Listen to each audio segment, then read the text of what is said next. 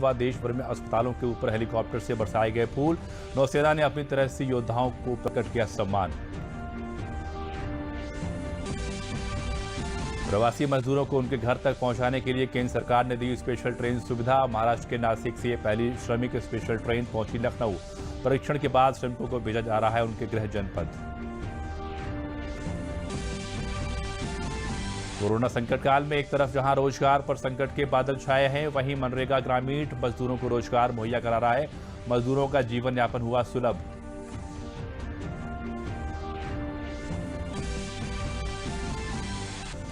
और केंद्र सरकार द्वारा विभिन्न कल्याणकारी मदों में भेजे जा रहे हैं पैसों को। ग्रामीण डाकिए गांव-गांव, घर-घर तक लोगों को माइक्रो बैंकिंग के जरिए लोगों तक पहुंचा रहे हैं।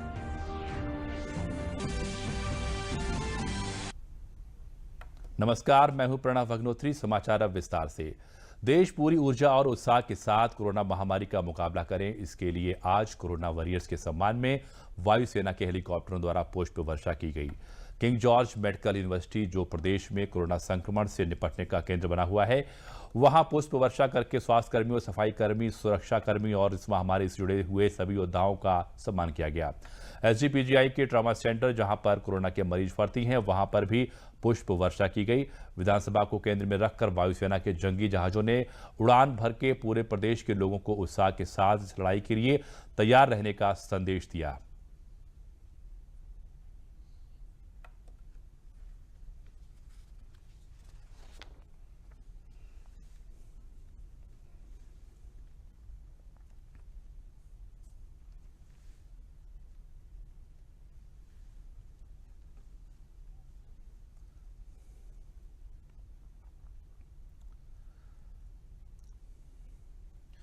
भारतीय सेना हर क्षेत्र में आगे बढ़कर देश की सुरक्षा का ध्यान रखती है, तो वहीं कोरोना के संकट में भी आगे बढ़कर आई है।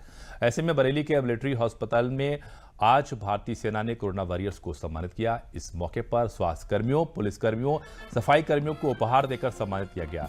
इस मौके पर सेना के बैंड ने सारे जहां से अच्छा की धुन बजाकर कोरोना वॉरियर्स को सम्मानित किया। कोरोना वॉरियर्स का सम्मान बरेली के कैंट इलाके में स्थित मिलिट्री हॉस्पिटल पर किया गया। इस मौके पर जीओसी लेफ्टिनेंट जनरल एनएस राजा सुब्रमणी ने कहा कि आज के दिन हमारे देश की तीनों सेनाओं ने कोरोना योद्धाओं को श्रद्धांजलि अर्पित करने के लिए नियुक्त किया है। इस योद्धा में सबसे आगे हमारे डॉक्टर, नर्स, मेडिकल स्टाफ, पुलिसकर्मी, सफाई कर्मी, मिलिट्री हॉस्पिटल का सारा स्टाफ है। जनरल कपूर, इस युद्ध में सबसे आगे हैं हमारे doctors, nursing assistant, nursing officers, MH का सारा स्टाफ, पुलिस कर्मचारी, कंजर्वेंसी स्टाफ, सफाई कर्मचारी, कैंट बोर्ड के सारे सदस्य और जो सिविल में जो भी हमारे डॉक्टर्स हैं, ये सब आज कोरोना के साथ इस युद्ध में आगे जुटे हुए हैं। जो कार्रवाई और जिस प्रकार के आत्मनिष्ठा, आत्मबल के साथ देश में कोरोना वायरस के संक्रमण की स्थिति की बात करें तो देश में इस वायरस के संक्रमण के जो सक्रिय मामले हैं उनकी संख्या 28,046 पहुंच गई है। देश भर में 10,632 मरीज पूरी तरीके से स्वस्थ हो चुके हैं। हालांकि संक्रमण की वजह से 1,301 लोगों को अपनी जान गंवानी पड़ी। सरकार की कोशिश है कि लॉकडाउन की मदद से कोरोना संक्रमण को काबू में रखा जाए। लोगों से लगातार अपील की जा रही है कि लोग अपने घरों में ही रहें और लॉकडाउन के जो दिशा निर्देश हैं उनका पालन करें।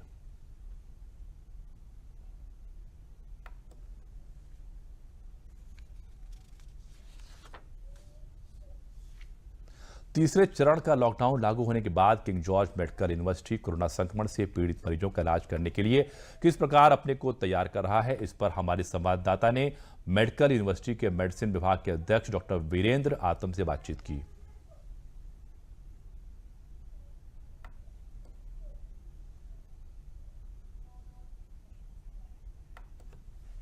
शुरू हो जाएगा, ऐसे में मौजूद सवाल है कि आखिर ये लॉकडाउन कब तक, कोरोना की महामारी कब तक।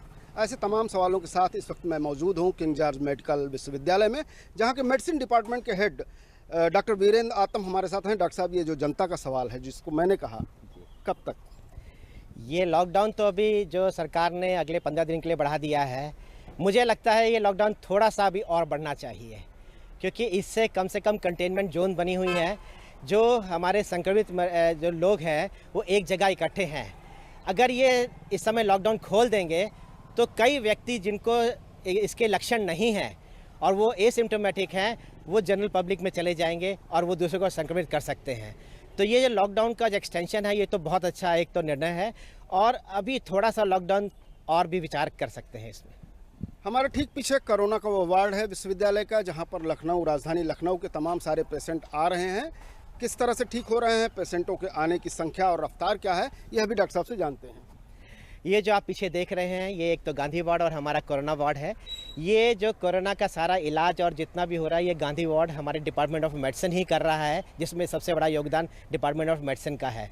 इस समय तक हमारे पास 22 से ऊपर मरीज आ चुके हैं और 5 मरीज अभी हमारे पास हैं। कल 3 मरीज और आए थे, तो इसका मतलब है करीबन 16 मरीज ठीक होके चले गए हैं। एक मरीज की मृत्यु हुई थी, वो बहुत गंभीर था, उसको साथ में डायबिटीज़ थी, लंग्स की प्रॉब्लम्स थी और 3-4 प्रॉब्लम्स और थी, और उसकी उम्र 75 साल की थी, वृद्ध था। तो उसकी एक की डेथ हुई, यहाँ पे मौत हुई है। बाकी सब के सब बिल्कुल ठीक हैं, स्वस्थ हैं, और हमारे यहाँ कई सीरियस पेशेंट आए और वो सब ठीक होके चले गए। इस समय भी परसों भी 3 पेशेंट डिस्चार्ज हुए हैं जो कि ऑक्सीजन पे थे, वो भी स्वस्थ होकर चले गए। एक मरीज अभी वेंटिलेटर पे है, वो पहले से इम्प्रूव कर रहा है, उसको हम लोगों ने प्लाज्मा थेरेपी दी थी, अभी उस पर देखा जा रहा है, पहले से इम्प्रूवमेंट है उसमें। कहते हैं धैर्य का पुरुषार्थ वो सबसे बड़ा होता है, क्योंकि चाहे जितना बड़ा युद्ध हो, चाहे जितनी बड़ी महामारी हो, धैर्य एक ऐसी चीज़ है जिसके सहारे हम उसे जीत सकते हैं। धैर्य हमारा कहता है कि हम लॉकडाउन में रहें, धैर्य हमारा कहता है कि सामाजिक दूरी बनाए रखें, धैर्य हमारा कहता है कि जो हमें सलाह दी जा रही है उसका पालन करें। आफ्ताब अहमद और कृष्ण मोहन के साथ आशुतोष शुक्ला, डीडी न्यूज़, लखनऊ। देश में फैले कोरोना वायरस की महामारी के बचाव के लिए चल रहे लॉकडाउन के बीच महाराष्ट्र से चलकर विशेष ट्रेन में फंसे हुए श्रमिकों को लेकर आज लखनऊ पहुंची।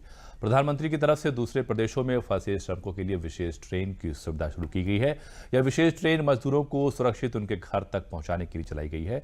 दूर दराज से आए मजदूरों को सोशल डिस्टेंसिंग का पालन कराकर दिहाड़ी मजदूरों को क्वारंटाइन करने के साथ ही उनके घर सुरक्षित भेजा जा रहा है। नासिक से चलकर ये ट्रेन लखनऊ आई है, जिसमें 847 व्यक्ति आए हैं, जिनकी मेडिकल टीम जांच कर रही है। जांच के दौरान जो व्यक्ति सही पाए जा रहे हैं, उनको उनके संबंधित जिलों की बसों से भेजा जा रहा है। कोई व्यक्ति संदिग्ध पाया जाएगा तो उसे क्वारंटाइन किया जाएगा। करीब 847 व्यक्ति यहाँ पे आए हुए हैं लखनऊ में। इनकी मेडिकल टीम के द्वारा जांच की जा रही है। जांच में जो व्यक्ति सही पाए जा रहे हैं, उनको संबंधित जिलों की बसों में बैठा करके उनके रीजन पर रवाना किया जा रहा है। कोई भी व्यक्ति अगर संदिग्ध पाया जाएगा तो उसको यहाँ पे क्वारंटाइन किया जाएगा मेडिकल टीम। कुल 840 लोग आने की सूचना है और 33 हम लोगों ने 32 बसों की व्यवस्था कर रखी है। प्रदेश के लगभग सभी जनपदों के लिए बसों की व्यवस्था है और उस पर चालक और परिचालक तैनात हैं। सोशल डिस्टेंसिंग के तहत एक बस में 33 से ज़्यादा लोग नहीं बिठाए जाएंगे। कोरोना संक्रमण के दौरान रायबरेली में गेहूं क्रय केंद्रों पर विशेष सावधानी बरती जा रही है। यहां पर लोग मास्क लगाकर ही गेहूं तलाई का काम कर रहे हैं। क्रय केंद्र संचालक ने बताया कि सभी आने वाले लोगों को यहां मास्क लगाकर ही आने की अनुमति है। जो लोग मास्क लगाते हैं या अपना मुंह ढक कर आते हैं, उन्हीं किसानों का गेहूं खरीदा जा रहा है। किसानों ने बताया कि क्रय केंद्रों में गेहूं बेचने से उन्हें बड़ा लाभ हुआ है। उन्होंने कहा कि अब उन्हें बिचौलियों से मुक्ति हो गई है और अब भ्रष्टाचार की कोई संभावना नहीं बची है। कोविड-19 कोरोना वायरस संक्रमण के दौरान लॉकडाउन लगाया गया है और इस दौरान ढेर सारी पाबंदियां भी लगाई गई हैं, लेकिन कृषि से जुड़ी चीज़ों के लिए सरकार ने छूट दे रखी है। आज हम हैं गेहूं क्रय केंद्रों पर।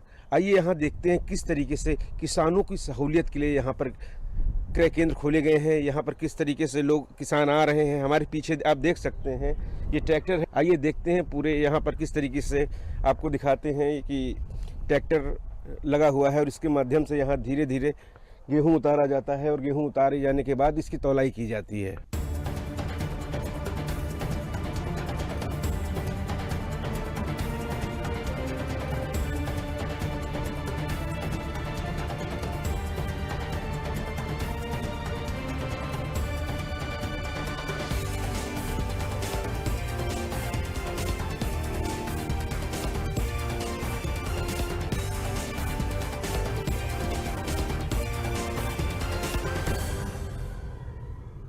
गेहूं क्रय केंद्रों पर सोशल डिस्टेंसिंग का पालन किया जा रहा है। हम दिखाते हैं अपने पीछे आपको किस तरीके से ये मजदूर गेहूं की तौलाई करने के लिए काम कर रहे हैं, लेकिन हम देख सकते हैं इन सभी लोगों ने अपने चेहरे को ढक रखा है। अपना काम दस्तूर जारी है इनका, लेकिन एहतियात बरते हुए हैं। बिल्कुल कोरोना वायरस संक्रमण के दौरान एहतियात बहुत जरूरी होता है। सरकार चाहती है कि कृषि से जुड़े कार्यों में किसी भी प्रकार की कोई कमी ना आए, बराबर चलते रहें। जो किसान हैं उनकी ज़रूरतें पूरी होती रहें, और जब ये गेहूं बिकेगा तो जो पैसा आएगा उसी से किसान का घर चलता है, तो बेहद ही महत्वपूर्ण होता है। लेकिन यहाँ पर जो मजदूर हैं लगातार हम दिखा रहे हैं आपको कि अपना चेहरा जरूर ढके हुए हैं। जो नियम कायदे बताए गए हैं वो सब यहाँ पालन कराए जा रहे हैं। गेहूं क्रय केंद्रों पर किस तरीके से सावधानी बरती जा रही है कोरोना वायरस संक्रमण को लेकर, आशुतोष जी हैं यहाँ पर केंद्र संचालक क्रय केंद्र के। आशुतोष जी, क्या कुछ सावधानियां बरती जा रही हैं? क्रय केंद्र तो चालू हैं, किसान गेहूं यहाँ लगातार ला रहा है, क्या कुछ ध्यान रखा जाता है यहाँ पर? कोरोना की वजह से सोशल डिस्टेंसिंग और साफ़ सफाई का बाकायदा इनके मुंह पे मास्क लगा हो, साबुन से बिना हाथ धोए कोई किसान अंदर ना आए। सुबह शाम गेहूं तौल करने के बाद भी ये लोग सोशल डिस्टेंसिंग अपनाए रहते हैं। मास्क सबके चेहरे पर लगा रहता है, चाहे गमछे से ढकें चाहे कपड़े से अपने मुंह पे जो है हमेशा जो है ढके रहते हैं। बिना इसके जो है हम खरीद नहीं गेहूं नहीं तोड़ने देते हैं। किसानों को सीधा फायदा देना चाहती है। हमारे साथ यहाँ पर कुछ किसान हैं, हम उनसे बात करेंगे, जानेंगे कि क्रय केंद्र पर वो आ रहे हैं तो क्या कुछ सोचते हैं, कोरोना संक्रमण को लेकर क्या कुछ जानते हैं।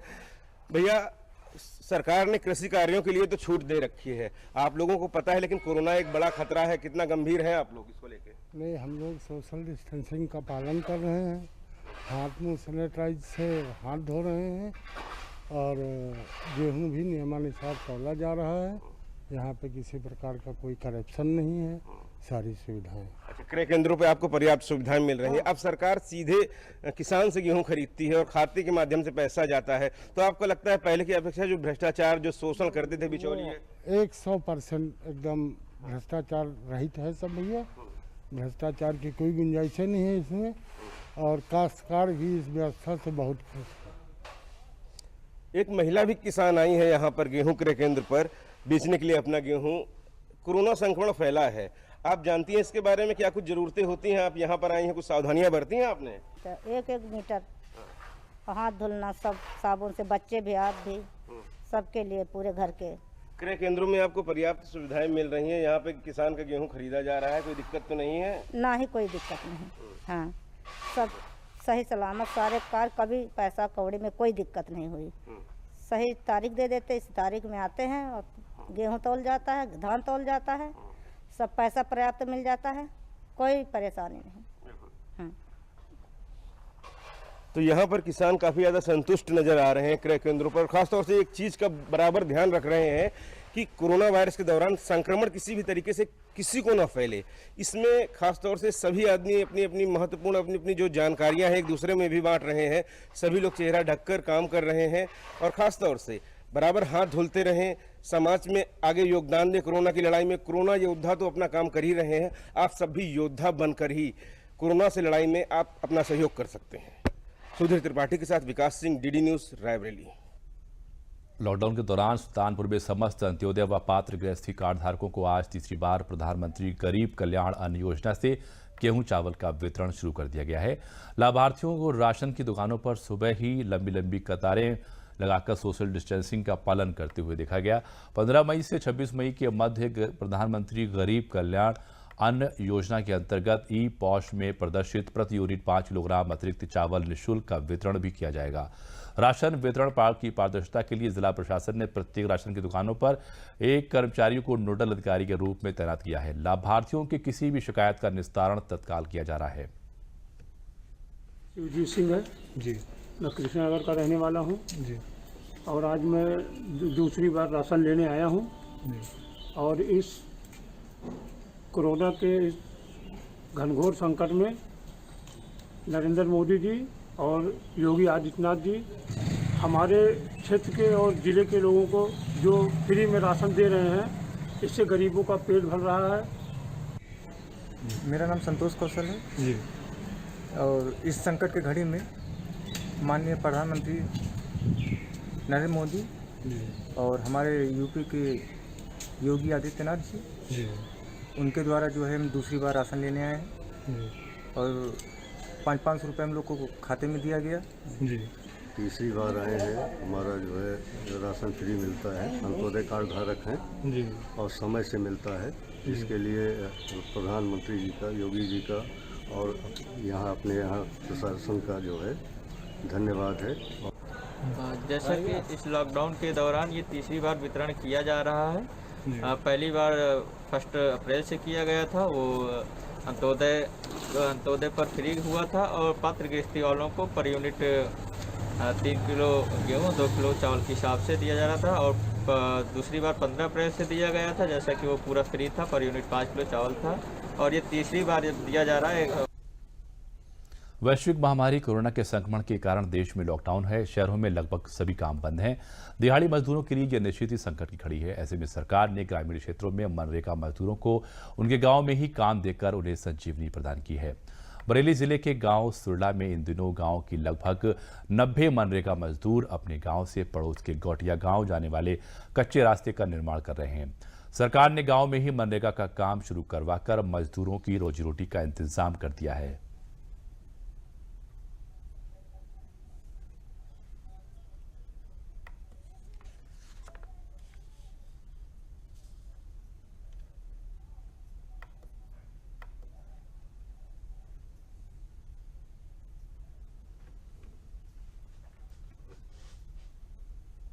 मैं ग्राम सुरला बरेली का रहने वाला हूँ।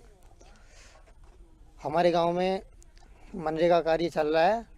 इसमें हमारी तरह काफ़ी मनरेगा मजदूर लोग काम कर रहे हैं। समथिंग 80-90 लोग इसमें काम कर रहे हैं। सर, मेरा नाम सत्यप्रकाश है, सुरला भोजीपुरा जिला बरेली का रहने वाला हूँ। और हमारे गांव में मनरेगा के तहत काम हो रहा है और हमारे गांव मेरे अंदाज में 95-90 के आसपास मनरेगा श्रमिक हैं।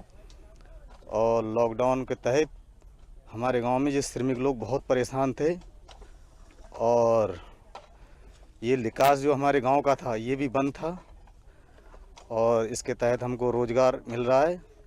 लॉकडाउन में हम लोग बहुत परेशान थे, इसलिए हम लोग मोदी जी का बहुत बहुत धन्यवाद आभार व्यक्त करते हैं। यहाँ पर जो जगह ये रोड समर रहा है, ये हमने खुद अपने गांव से काफ़ी लोग यहाँ पर आते हैं, काम भी करते हैं और नरेगा के अंतर्गत बहुत सारे लोगों को यहाँ पर जॉब भी मिला, काम भी मिल रहा है, जिससे कि काफ़ी लॉकडाउन के अंतर्गत काफ़ी जो लोगों का भरण पोषण नहीं हो पा रहा था उससे काफ़ी इसको सहायता मिल रही है। और ऐसी ही स्थिति अम्बेडकर नगर की है, जहां लॉकडाउन के दौरान मनरेगा ने मजदूरों के चेहरे पर खुशी लौटाई है। अम्बेडकर नगर जिला मुख्यालय से करीब 40 किलोमीटर की दूरी पर स्थित उमरी भवानीपुर के ग्राम प्रधान गंगाधर दुबे ने बताया कि कोरोना के दौरान मजदूरों को काम नहीं मिल रहा था। जब मोदी जी ने घोषणा की कि मनरेगा के तहत लोगों को काम मिलेगा तो मजदूर बहुत खुश हो गए। उनको तालाब पर काम पर लगा दिया गया है। सोशल डिस्टेंसिंग का पालन करते हुए मजदूर अपना काम कर रहे हैं, परिवार का भरण पोषण कर रहे हैं।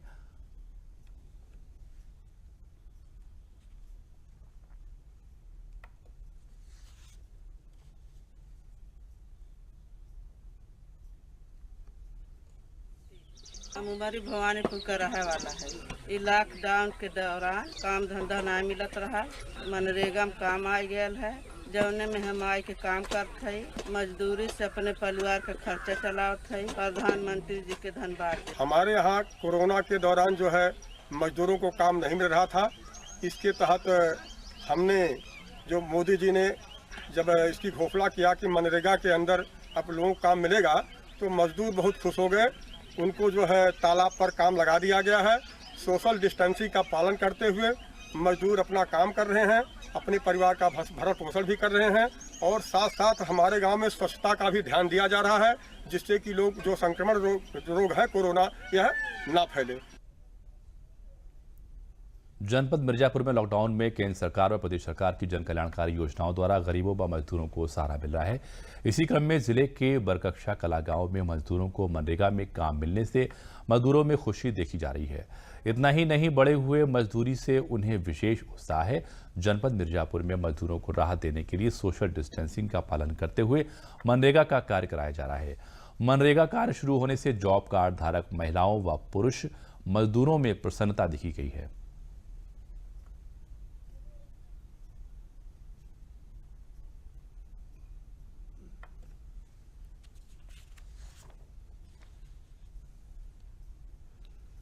लालचंद हमारा नाम है। हमारे औरत के नाम मतलब पैसा सरकार भेजे बा गैस का, मतलब कि हमारे लोग के धरना दिए बा रोजगार मनरेगा करने के लिए। और सरकार के इतना हमें बचन के फायदा है कि सुई दवा के सब कोनो तकलीफ नहीं है। पैसा मिल रहा है, मनरेगा काम लगा है, माँ दाल रोटी चला, बाल परिवार मजे में रहा है। पूर्व सांसद रत्ना सिंह के बेटे भुवन्यू सिंह ने आकाशवाणी के नाम से एक ऐप बनाया है जिसमें एक साथ कई लोगों से वीडियो कॉन्फ्रेंसिंग के माध्यम से बात की जा सकती है। इस ऐप के बनाने की प्रेरणा प्रधानमंत्री नरेंद्र मोदी से मिली है। जूम ऐप के माध्यम से वीडियो कॉन्फ्रेंसिंग में सुरक्षा को लेकर चिंताएं व्यक्त की गई थी, जिसको लेकर उन्होंने एक वीडियो कॉन्फ्रेंसिंग ऐप का निर्माण किया है। इसमें लोगों को संख्या और समय दोनों की लिमिट नहीं है। अधिकतम लोगों से अधिकतम समय तक बात की जा सकती है और सुरक्षा को लेकर भी कोई चुनौती इस ऐप में नहीं आएगी। लोगों के बिजनेस, स्कूल, कॉलेज और अलग अलग संस्थाएं पे इसका काफ़ी बुरा प्रभाव जा रहा है। तो आजकल लोग वीडियो कॉन्फ्रेंसिंग के द्वारा एक दूसरे के मीटिंग्स, बैठक और स्कूल्स और संस्थाएं को चला रहे हैं। पर दिक्कत यह है कि हम लोग विदेशी सॉफ्टवेयर और विदेशी सिस्टम को यूज़ कर रहे हैं। माननीय प्रधानमंत्री जी श्री नरेंद्र मोदी जी ने हमारे देशवासियों से निवेदन की कि हम भारत में भी एक वीडियो कॉन्फ्रेंसिंग सिस्टम बनाएं और जो एक सुरक्षित सिस्टम हो, जिसमें हैकिंग ना हो पाए और जो हमारे देशवासियों के लिए अहमियत हो और बहुत ज़रूरी हो, क्योंकि आजकल वीडियो कॉन्फ्रेंसिंग सबसे महत्वपूर्ण चीज़ है। और वीडियो कॉन्फ्रेंसिंग द्वारा सारा आजकल बिजनेस हो, स्कूल हो, सब चल रहा है। तो हमने एक ऐसा सिस्टम बनाया है आकाशवाणी, जो विदेशी सिस्टम से आगे बढ़ के भी है। हमारा सिस्टम में ये खासियत है कि हमने कोई लिमिट नहीं डाला है और हमारे सिस्टम में सिक्योरिटी है, क्योंकि हमारा सिस्टम भारतीय सर्वर पे है। और सबसे अहमियत ये रखता है कि हम आपका जो वीडियो है और ऑडियो है उसको सेव नहीं करते हैं। तो कोई भी इसका दुरुपयोग करने के लिए जाए भी तो वो कुछ उपलब्ध नहीं कर सकता।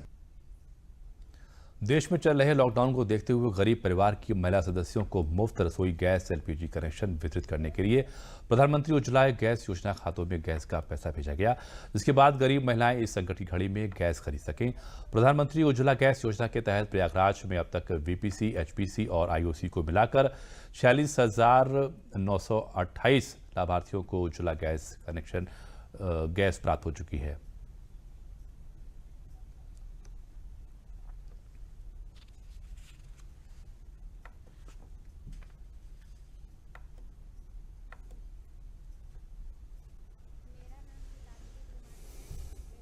सब्जी मंडी प्रयागराज से हूँ। मुझे Ujjwala gas cylinder Indian connection से मिला हुआ है। इससे मुझको बहुत सुविधा मिली है उज्ज्वला सिलेंडर गैस से। स्थिति का परिया मीरापुर प्रयागराज की निवासी हूँ। मुझे उज्ज्वला गैस योजना मिली है, जिससे मेरे काम में बहुत सरलता आई है। इसके लिए मैं सरकार की आभारी हूँ। मैं Amit Shrivastava Prayagraj national gas service manager पद पर कार्यरत हूँ। मेरे यहाँ 200 प्लस उज्ज्वला के कस्टमर हैं, जिसमें से 75% हमने कस्टमर को होम डिलीवरी करा दिया है। बाकी के बजे कस्टमर को जैसे जैसे वो लोग आ रहे हैं वैसे वैसे उनकी बुकिंग देख करके उनको होम डिलीवरी कराया जाएगा। एक तरफ जहां पूरा देश कोरोना संक्रमण से जूझ रहा है, वहीं मेरठ में राष्ट्रीय ग्रामीण आजीविका मिशन के तहत स्वयं सहायता समूह की महिलाएं खादी के मास्क तैयार कर सरकारी विभागों तक पहुंचा रही हैं, जिससे कोरोना संक्रमण से बचा जा सके। मास्क बनाने से लॉकडाउन के समय इन्हें अपने गांव में ही रोजगार मिल रहा है, जिससे इन महिलाओं की आर्थिक स्थिति मजबूत हो रही है और घर का खर्च भी आराम से चल रहा है। जिला विकास अधिकारी दिग्विजय नाथ तिवारी ने बताया कि मेरठ में राष्ट्रीय ग्रामीण आजीविका मिशन के तहत 2500 स्वयं सहायता समूह हैं, जिनमें विभिन्न प्रकार का कार्य किया जा रहा है। यह महिलाएं अभी तक 1 लाख से ज्यादा मास्क तैयार कर चुकी हैं। प्रशासन द्वारा इन्हें मार्केट में भी उपलब्ध कराया जा रहा है।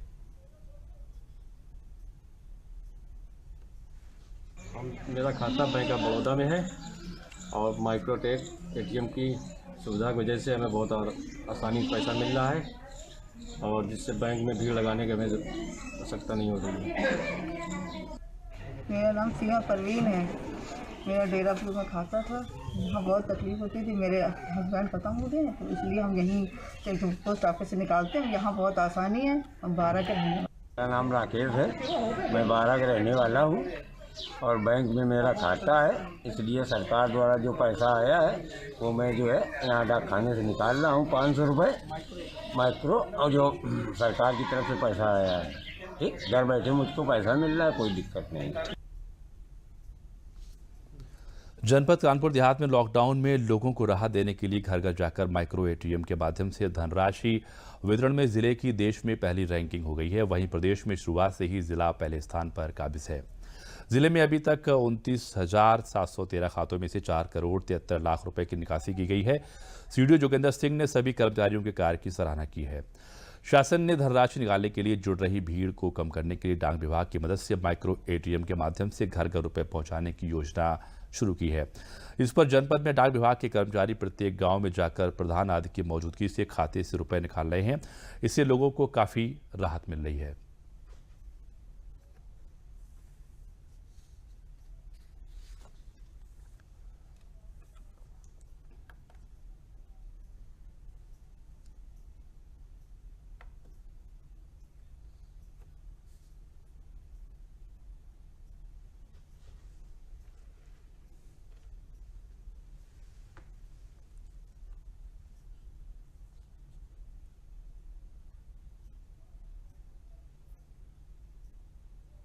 मेरा खाता बैंक ऑफ बड़ौदा में है और माइक्रोटेक एटीएम की सुविधा की वजह से हमें बहुत आसानी से पैसा मिल रहा है और जिससे बैंक में भीड़ लगाने की हमें आवश्यकता नहीं हो रही है।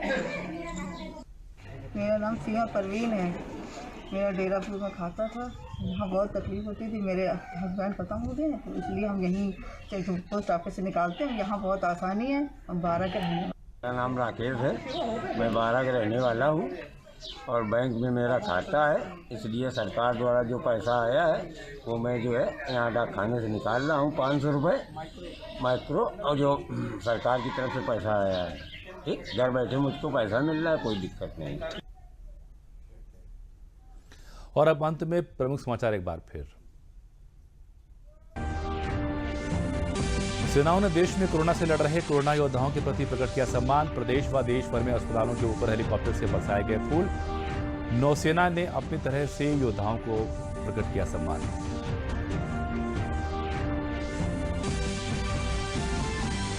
प्रवासी मजदूरों को उनके घर तक पहुंचाने के लिए केंद्र सरकार ने दी स्पेशल ट्रेन की सुविधा।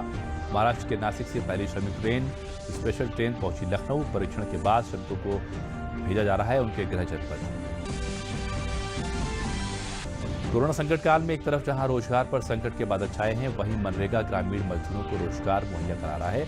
मजदूरों का जीवन यापन हुआ सुलभ।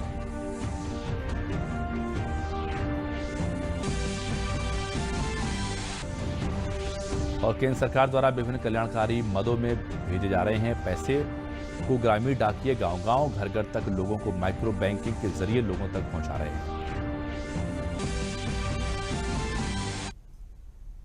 और इसी के साथ समाचार समाप्त हुए। नमस्कार।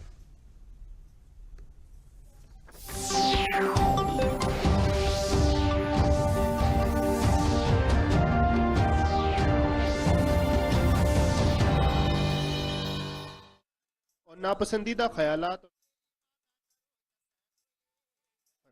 उन्होंने लिखा कि तकमील ज़ात का एक पहलू यह है कि हैवानी फितरत को होशमंदी और रूह के ताबे रखा जाए। मौलाना अबुल आला मौदूदी ने रमज़ानुल मुबारक को एक आजमाइश से ताबीर किया है जिसका मकसद गुनाहों से बचने की काबिलियत पैदा करना है। मौलाना मौदूदी लिखते हैं कि रमज़ान की आजमाइश की मंशा ये है कि इंसान खुदा को आलिमुल गैब मानकर चोरी छुपे भी बुरे काम अंजाम न दे। इंसान को हर वक्त उस दिन को याद रखना चाहिए जब हर अच्छाई बुराई का हिसाब होगा। मौलाना